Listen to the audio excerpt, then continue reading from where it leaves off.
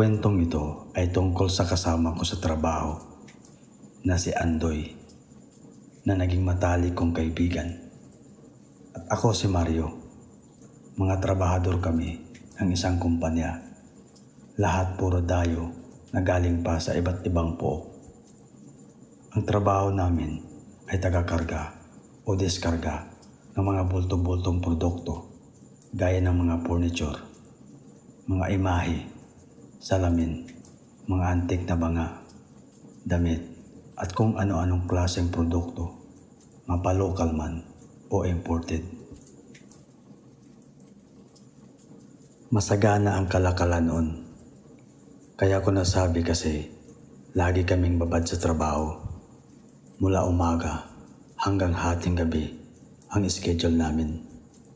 Ang naging sistema ay palitan lang ng tauhan. Malakas ang ordera ng produkto kaya madalas nag-o-overtime para matapos lang ang trabaho. Itong si Andoy ay napakasipag na tao. Grabe ang lakas nito sa katawan na parang di napapagod. Pero tahimik, seryoso, mahiyain at laging nakabukod tuwing oras ng pahinga.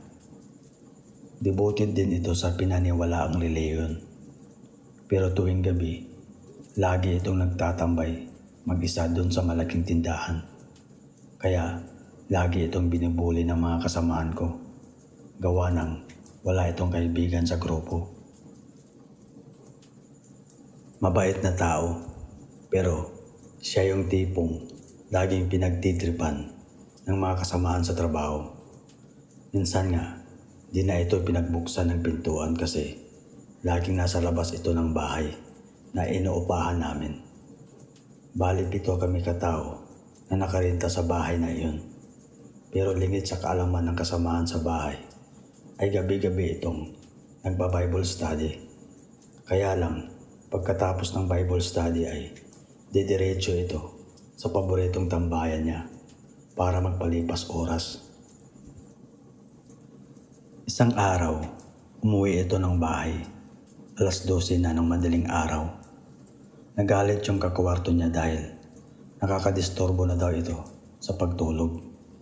Kaya pinaalis ito sa kwarto ng kakwarto niya. May isang pangyayari pa nga. Kumakatok ito sa pintuan pero hindi binagbuksan.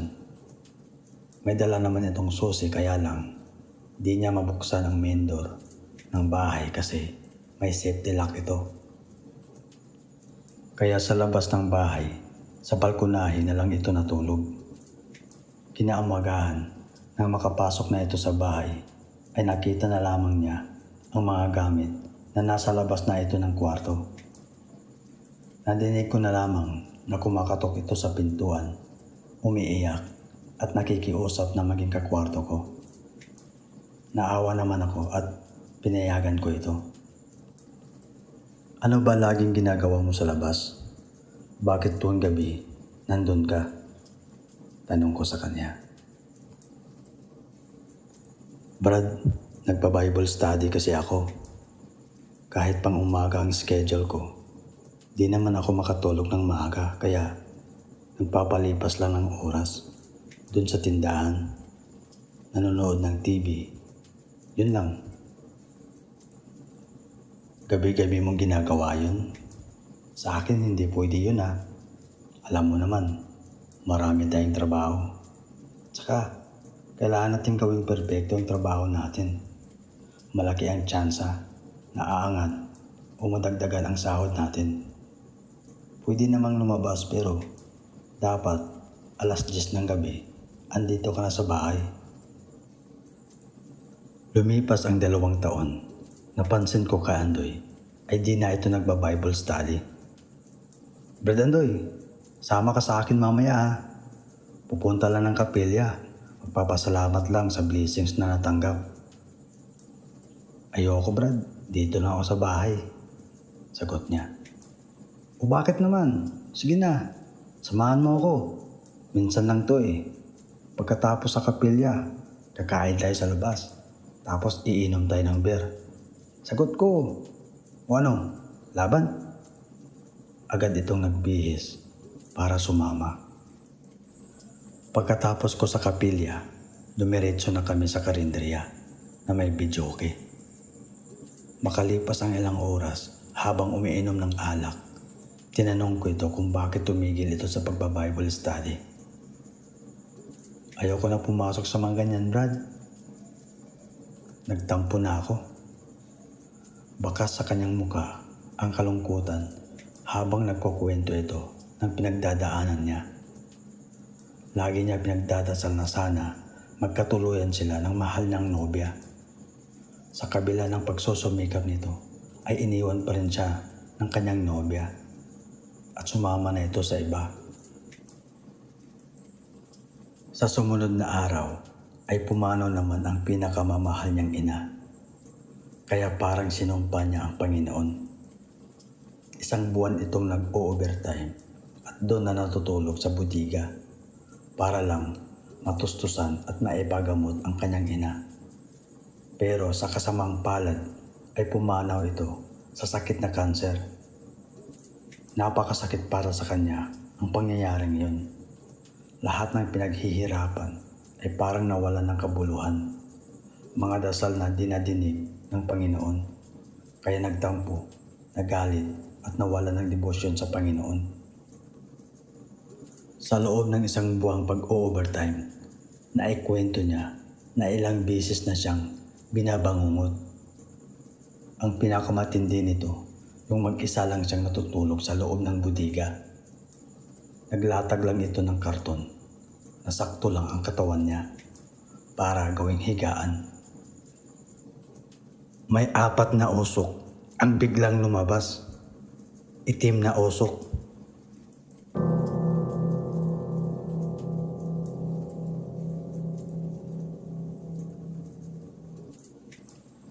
Mabilis, malakas ang mga paggalaw hanggang nabuo at naging hugis tao na di mawari ang mga hitsura nila. Tumatawa sila at bigla na lang siyang binuhat habang natutulog.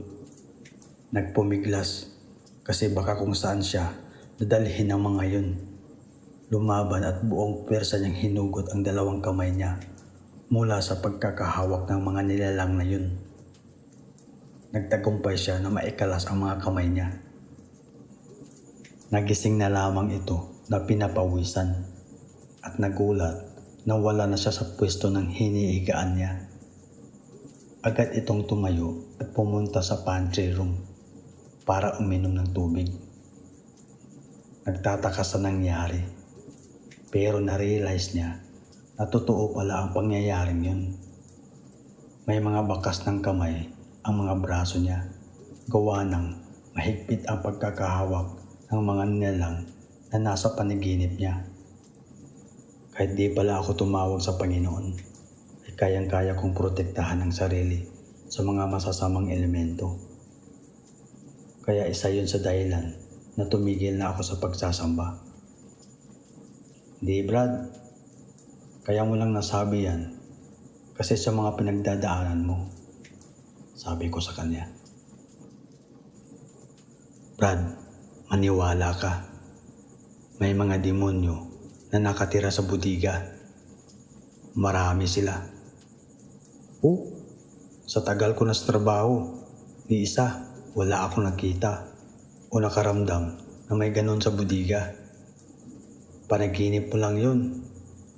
Pagod ka sa trabaho at natulog bigla, kaya ka binabangungot. Bago ka matulog, uminom ka ng tubig, sabi ko sa kanya. Pwede ka naman umuwi eh. Magpaalam ka lang sa guard. Yun na nga eh. Madaling araw na matapos ang overtime ko. Itulog pa kayo nun. At saka, kailangan ko pa maglakad ng higit 400 metros. Tapos pagdating ko sa bahay, di rin ako makapasok. Sa sumunod na araw, pumasok si Andoy 3:00 ng hapon. Tapos out ng 3:00 ng madaling araw. Kulang kasi ng tauhan ang kumpanya, kaya may overtime lagi. Yun ang naging schedule niya. Pagkatapos maghapunan ay humiga muna ito sa loob ng bodega doon sa higaan niya para makapag-relax. Pero bigla itong nakatulog dahil siguro sa sobrang pagod. May lumabas mula sa salamin.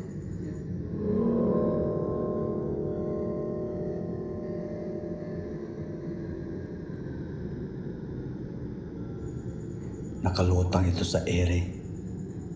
Mahaba at kulukulubot ang balat ng mukha nito. May matutulis na pangil at parang kabayong dagat ang katawan. Umikot-ikot ito sa ere.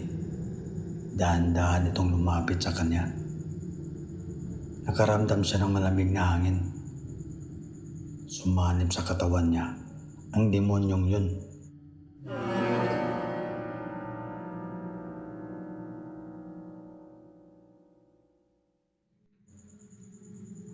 Kaya nanginig ang katawan niya. Umangat ang kanang kamay at bigla itong humiyaw at tila humihingi ng tulong. Agad kong tinapik ang nakaangat sa ere na kamay niya. Brad, ito na yung susi ng main door. Hindi ko isasarado ang safety lock, kaya umuwi ka ng bahay mamaya pagkatapos mo. Oras na ng trabaho, baka makita ka ni amo. Nagising ako sa pagkakatulog. Pumangon, tapos pumunta sa CR para umihi. Pagtingin ko sa orasan, 3:00 na ng madaling araw. Naisip ko, tingnan si Andoy kung nasa kwarto na ba ito. Nakadivider kasi ang kwarto namin para magsilbing privado. Pagtingin ko, andun siya, natutulog na mahimbing. Kaya bumalik na ako sa kama ko. Makalipas ang ilang minuto, may narinig akong tunog mula sa kama ni Andoy. Pero hinayaan ko lang ito. Di na ako makatulog. Pinikit ko pa rin ang mata ko, baka sakaling makatulog ulit. Maya't maya, naramdaman ko ang paggalaw ng higaan ni Andoy.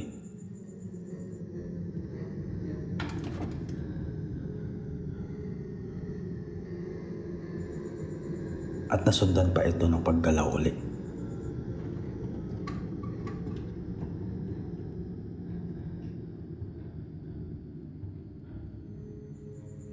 Malamang nanaginip na naman ito.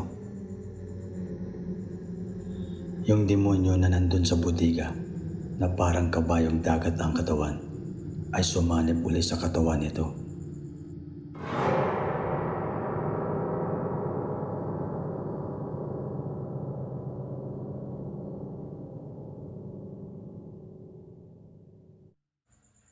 Nanginig saglit ang katawan niya. Akala ko normal lang yun, kaya hinayaan ko na lang at bumalik na ako sa higaan ko. Mga ilang segundo lang, tumayo ito mula sa pagkakahiga, tapos tumiretso sa pintuan ng kwarto para lumabas. Tinawag ko si Andoy, pero tila di ako narinig. Dire-diretso ito papuntang kusina at lumabas. Mabilis ang paggalaw niya. Sinundan ko siya. Nakita kong papunta ang direksyon nito sa bodega hanggang nawala ito sa paningin ko. Sobrang dilim pa kasi ng mga oras na yun. Naisip kong hintayin na lang ang pagbabalik nito sa bahay. Kaya nagsaing na lang ako at naghanda para magtrabaho ulit. Maliwanag na, pero di pa rin bumabalik si Andoy. Sa sumunod na araw, nagkaroon ng mataas na lagnat si Andoy. Kaya di na ito pumapasok sa trabaho. Ang matindi pa nito, di ito natutulog sa gabi. Nangangayayat na. Bumaba ang timbang, nagka-eye bags at wala nang ganang kumain. 1 linggo din siyang ganun. Kaya sinabi ko sa kanya na magpagamot na. Sabi niya, tapos na daw, pero walang findings ang doktor. Kaya naguguluhan na siya kung ano ang nangyayari sa kanya. Lumipas ang ilang araw, napansin ko na iba na ang kinikilos nito. Nagiging hyper na sa gabi, umaalis at di nagpapaalam. Tapos hinang-hina ito sa umaga. Yung hitsurang napabayaan na di naliligo. Kaya nababahala na ang mga kasamahan ko sa bahay. Pagdating ko galing trabaho, ay di ko na naman nadatnan sa kwarto namin si Andoy. Nag-alala na kasi yung amo namin. Gusto siyang makita nito para kausapin. Magdalawang linggo na kasi itong di pumapasok sa trabaho. Gabi na nang hinanap ko ito. Naisipan ko baka andun lang ito sa malaking tindahan. Pero wala siya doon. Sinubukan ko naman sa videokyan. Ganun din. Nagdesisyon akong umuwi na para maghapunan. Pagpunta ko sa kusina, biglang may narinig akong mga paggalaw sa likod ng bahay na tila may ngumunguya. Nang tinignan ko ito, takam na takam itong kumakain. Si Andoy, kumakain ng buhay na manok ng kapitbahay namin.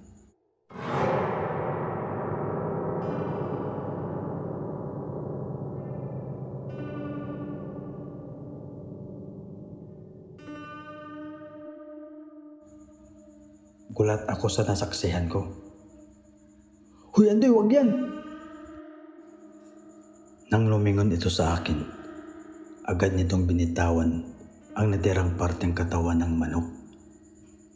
May dugo pa ang bibig at mga kamay nito. Agad itong humingi ng sorry sa akin, tapos umiyak. "Sorry Brad, maawa ka sa akin."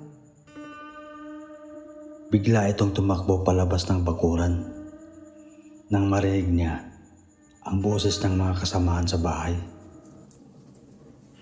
At di na ito bumalik pa. Dala siguro ng takot o nahihiya na ito sa pagkatao niya. Wala na akong balita sa kanya kung saan ito nagpunta. Kung may nagpaparamdam man sa inyo na aswang, baka siya yun. Kahit nagbago ang pagkatao nito, di ko maipagkaila na sobrang naawa ako sa kanya. Napakabait kasi ng taong yun at tinuring niya akong kapamilya. Nakakalungkot lang, hindi niya ginusto ang nangyari sa kanya. Sadyang may mga bagay na hindi natin mapigilan. Gawa ng naging mahina ang pananalig natin sa itaas. Umaasa pa rin akong makikita ko siya. Baka sakaling pwede pa siyang magamot ng isang magaling na albularyo. Pero huli na yata. Ilang araw na ang nagdaan. Di ko na nakikita si Andoy. Buhat ng ito'y naging orihinal na aswang.